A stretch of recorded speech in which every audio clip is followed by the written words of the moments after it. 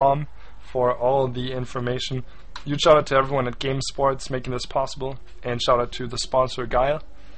And we're getting in. It's Crevasse. Yes, we're going to be spawning here on GSL Crevasse. We're going to have imbaStrelok, the blue Terran, spawning at the bottom right, going against roxkisBratOK, the red Terran, spawning all the way over in the top left position. So they're pretty much ridiculously far away. Crevasse, of course, one of the biggest maps in creation that's used in competitive play.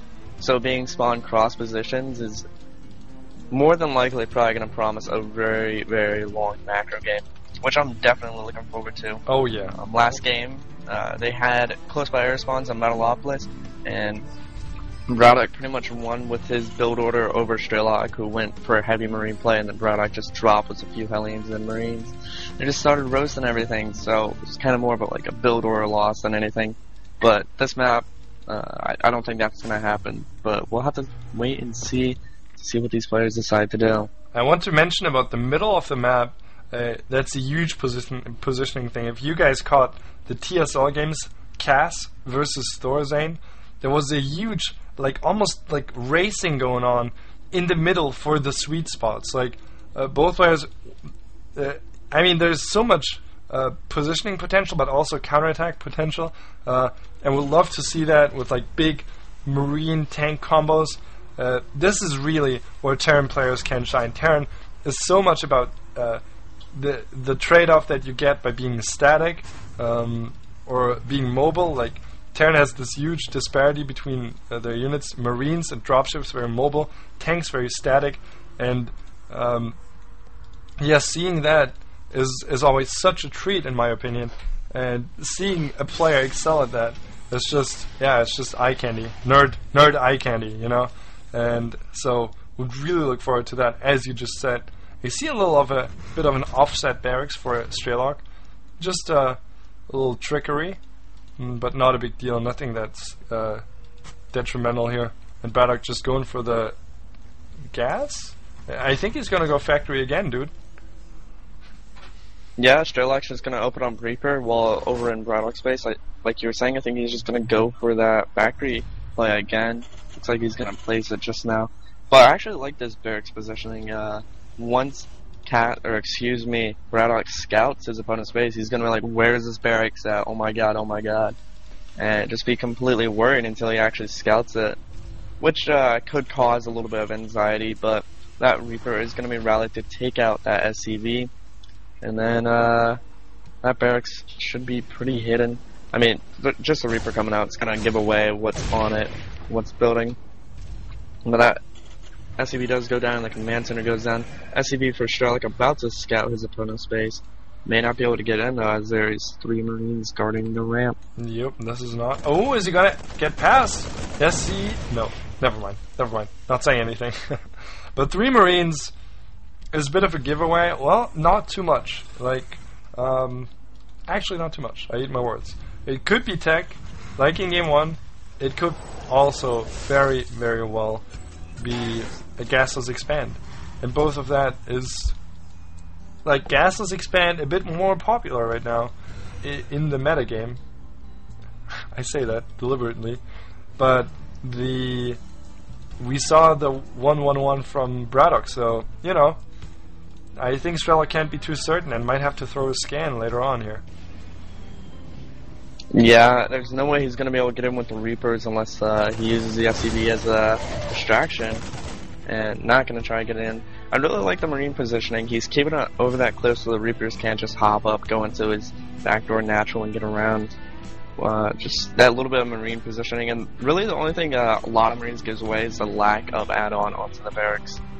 Not a big deal, but kind of one of those things you want to look out for, such as a stim timing or such, and maybe they went for a fast stim, which is not what's going to happen, as we have Hellions coming out for roxkisBratOK as well as Blue Flame. And a medevac looks like he wants to do some Blue Flame. Medevac dropped. Yeah, and it's actually out for both. Strelok going for 2 factories with Hellions, so Strelok even committing a bit more to these Hellions.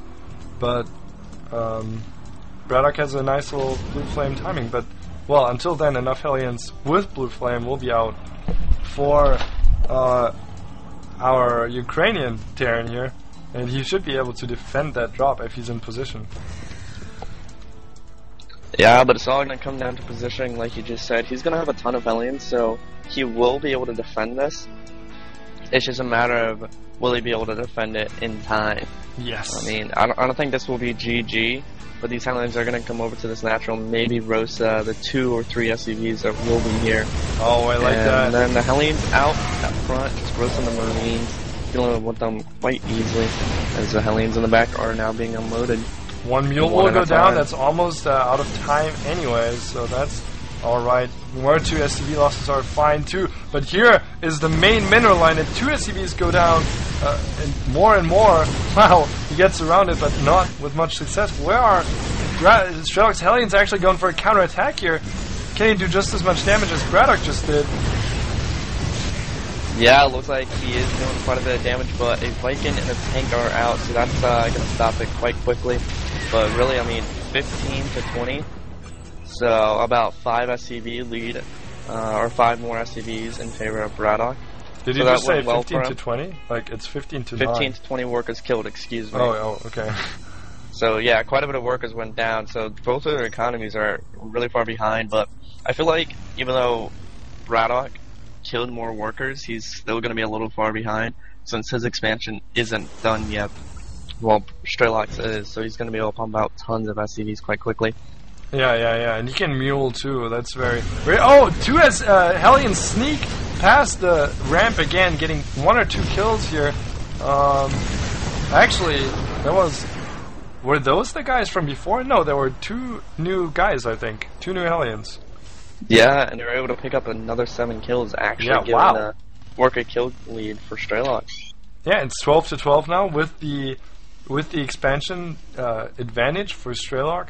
So Strelok in not a bad position at all. He has a ton of tech out, but BratOK has a good amount of units here, and of course tanks good against Hellions. Hellions not that good against tanks. So that might be a bit of an advantage. Strelok continuing to make only Hellions here. What?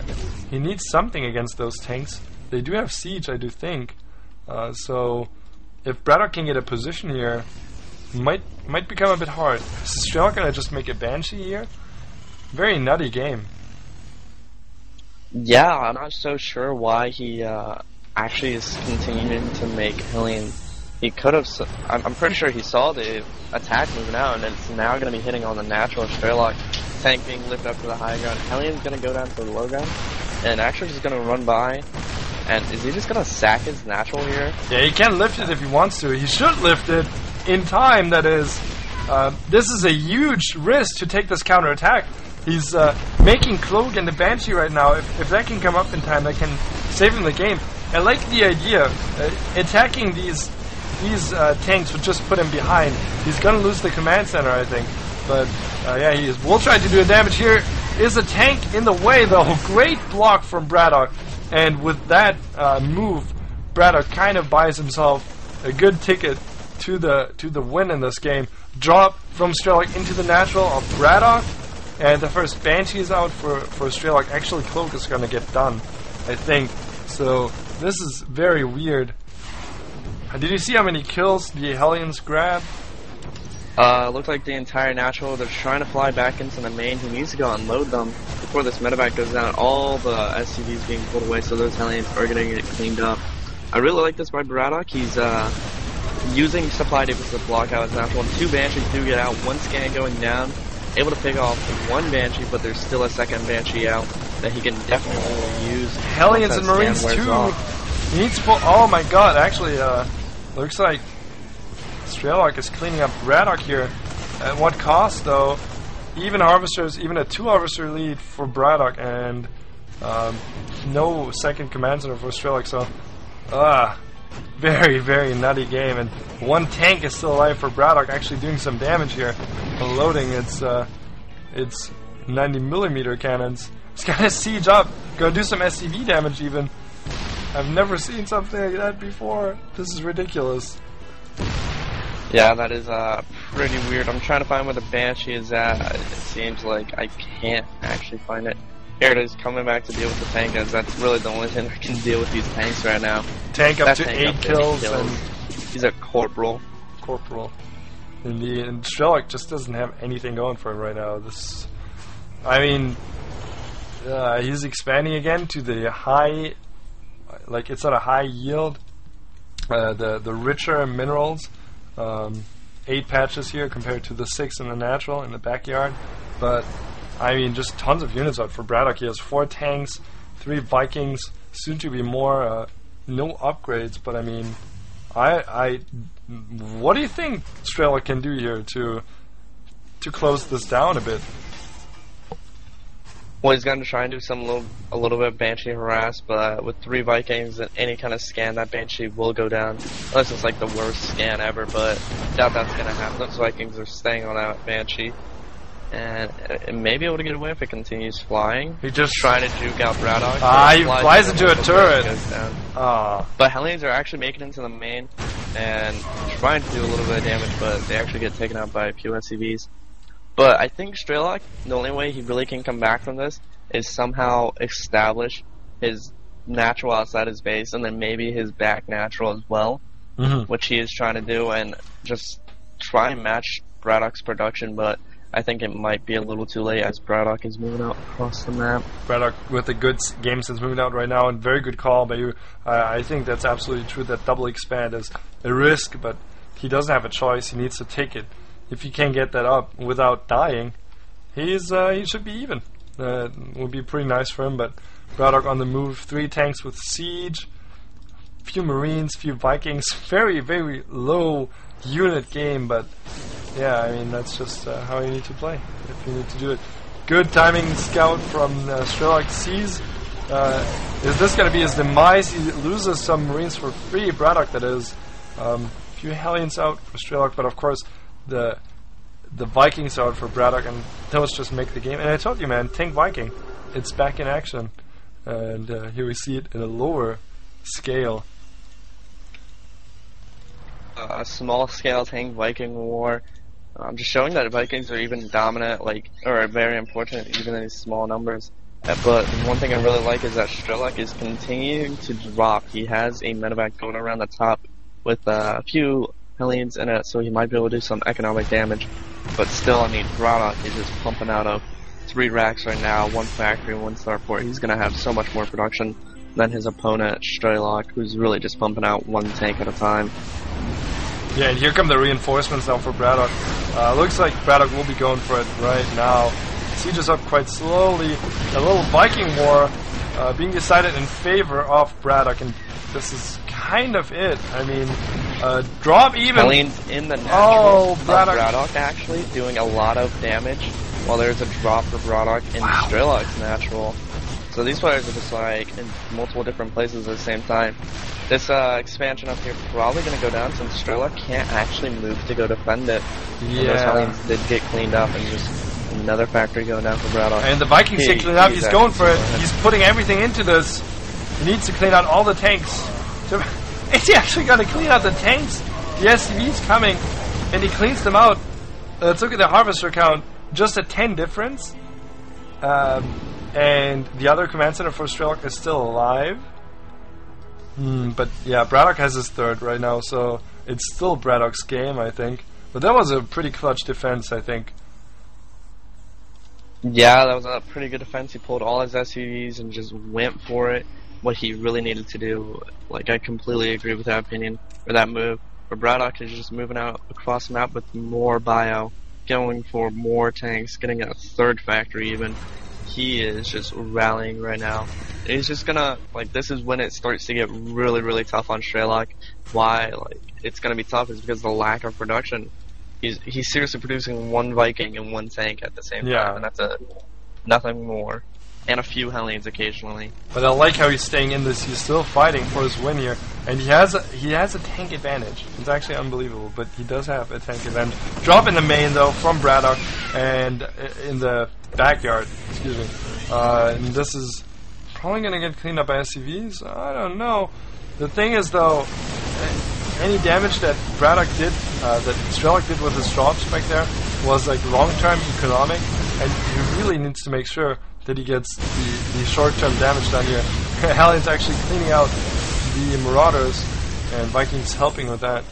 And I mean, Strelok still doesn't look that bad, but a 53 to 39 Harvester lead for BratOK, and overall about 30 supply lead. I don't know. Kind of speaks for itself. And I like how BratOK is playing it so patiently. He's expanding again, and he does not press any issue here. And he knows that he's ahead, and he knows how he needs to play it. So that's very impressive, I think. Yeah, very much so. I mean, these players are pretty much on equal income. It looks like Strelok now, with some mules dying, actually falling below about 300 minerals, which is confusing me by how Strelok's macroing off what he has and BratOK's macroing off what he has. And some Vikings in the middle of the map just trading some lives. Looks like Strelok's going to win out that Viking war. And just having that Viking dominance is going to make a difference, because then he has those spotters, so he can move up and start assaulting the siege line, which really is going to be very important, especially once more and more tanks come out for these players. Oh, looks like he's sieging up. Yeah, you get a good time to siege up, but look at the stim from the Marauders just tearing the tanks to shreds. Not enough firepower from the tanks, and looks like all the tanks are going to go down here. GG! Call from Strelok. BratOK going up 2-0 in a pretty weird second game, but